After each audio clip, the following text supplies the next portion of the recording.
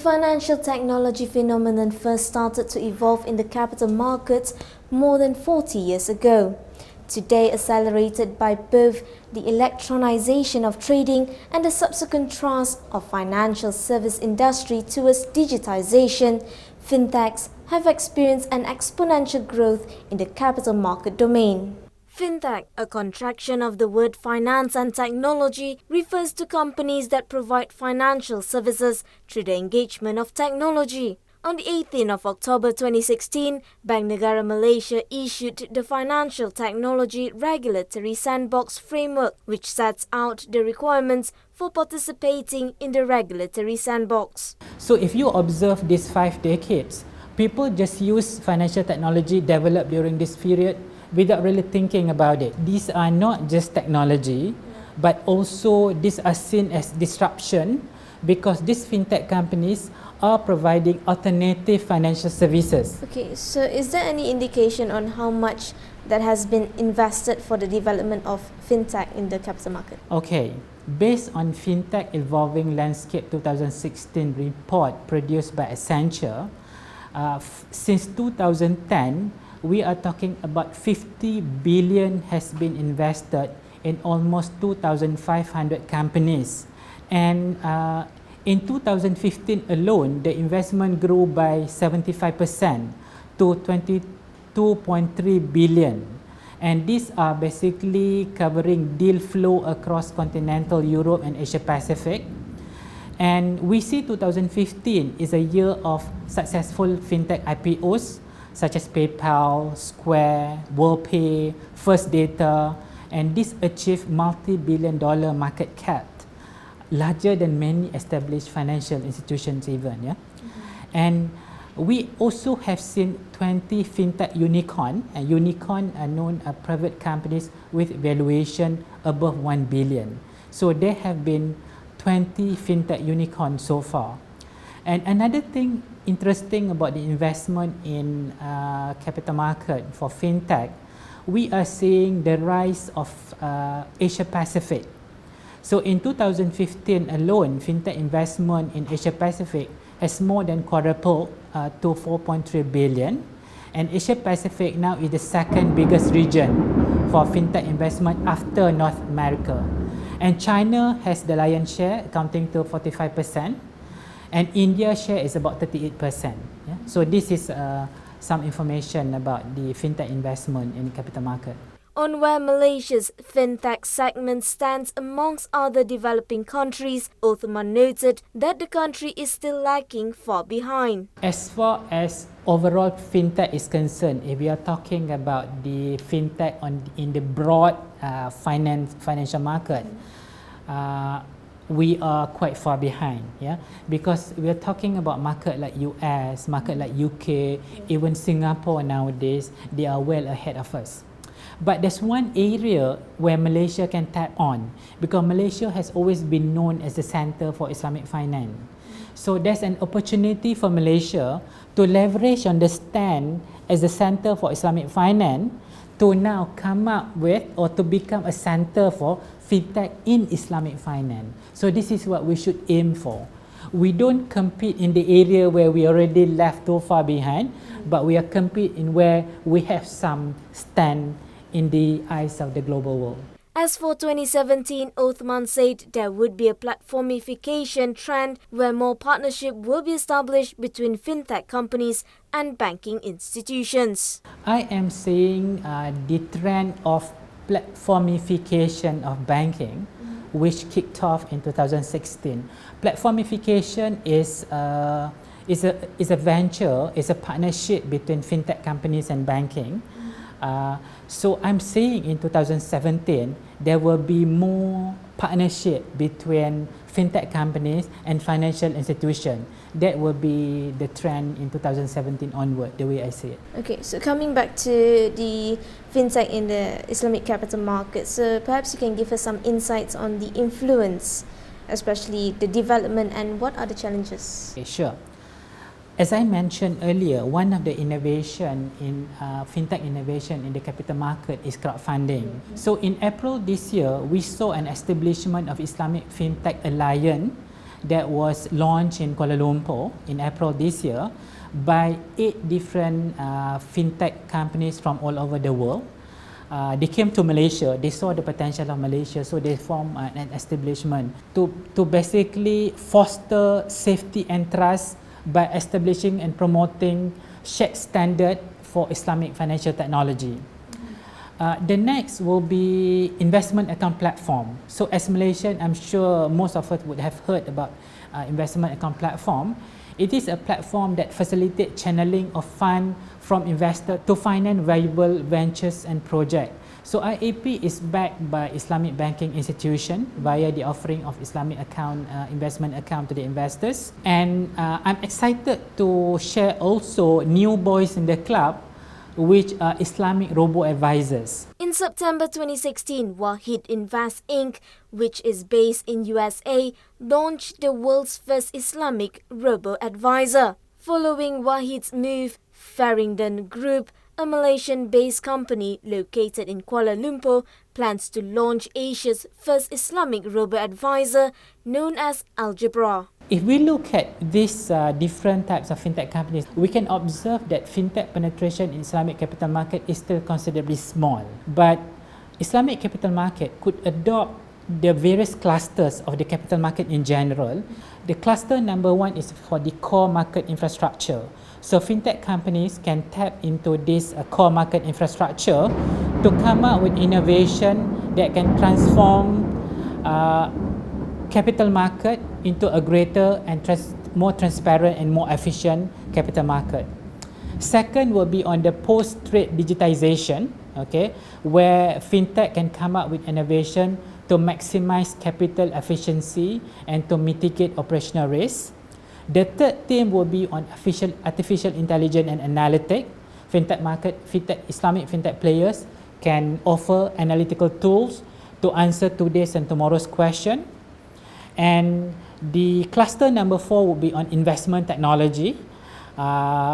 Islamic fintech companies can come up with more index products, can come up with more innovative robo-advisory in addition to whatever already launched in the market.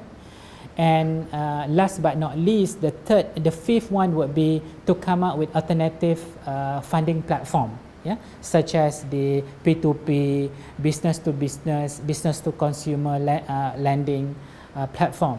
The Malaysian fintech segment has been lagging far behind compared to other markets such as the US.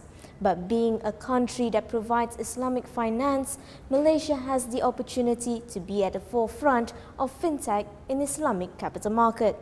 Coming up next, unclaimed assets amongst Muslims in Malaysia has been increasing annually.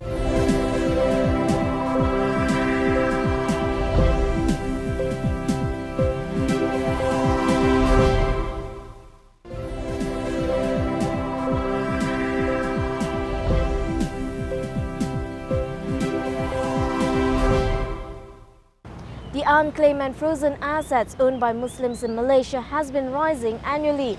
Currently, it stands at 70 billion ringgit, out of which 90% is owned by Muslims. Okay, Islamic estate planning basically is the anticipation, preparations, arrangement of the administration or management of the asset or estates for the purpose of distribution according to Sharia principles. Muslims in Malaysia are faced with a huge sum of unclaimed and frozen assets left by the deceased. According to data compiled by Muhammad Khairi and Suhaili in 2013 and Fazira et al. In 2014, show that the value of unclaimed assets in the country is growing annually. In 2016, data shows that an estimated 1 million inheritance claims worth approximately 38 billion ringgit was still left frozen. This is where a lot of distortions of perceptions of people who are the actually legal heirs. So therefore, in Islam, they already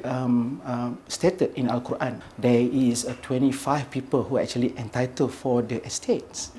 So therefore, they require to prepare for this in order to make sure not only the legal heirs can receive it, but at the same time, the process of the law of transferring from their name to the demise name to the legal heirs will be done smoothly. Kamarul noted that the growth of the unclaimed assets is due to the ignorance of the asset owners as well as the legal heirs. He said there is a lack of awareness and understanding towards the concept of estates, and as a result, methods on how to distribute those assets become an issue. Kamarul also shares with us that Muslim asset owners are not well informed about the administration process and the allocation of money and time needed. So that is the reason, the four reasons why the problem has been accumulating hugely from years to years. Starting from 2006, the amount that frozen is 38B.